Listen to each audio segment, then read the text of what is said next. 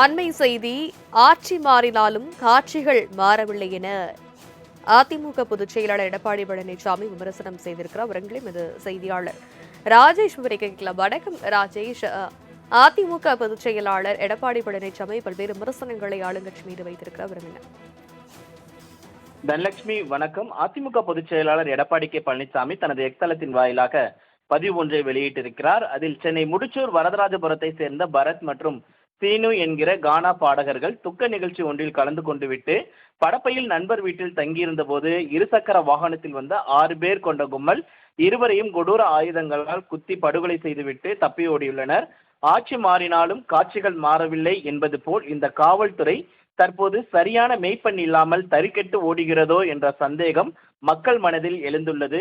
தமிழகத்தை ஆளும் பொய்க்கால் குதிரை அரசு 2 இளைஞர்களை வெட்டி கொன்றுள்ள போதை ஆசாமிகளை உடனடியாக கண்டுபிடித்து சட்ட ஒழுங்கை காக்க வலியுறுத்துகிறேன் என்று அவர் குறிப்பிட்டிருக்கிறார்.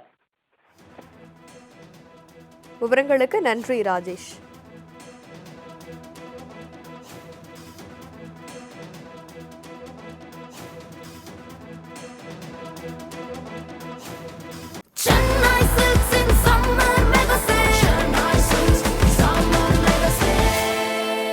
The Chennai Silks in Mega Summer Sale.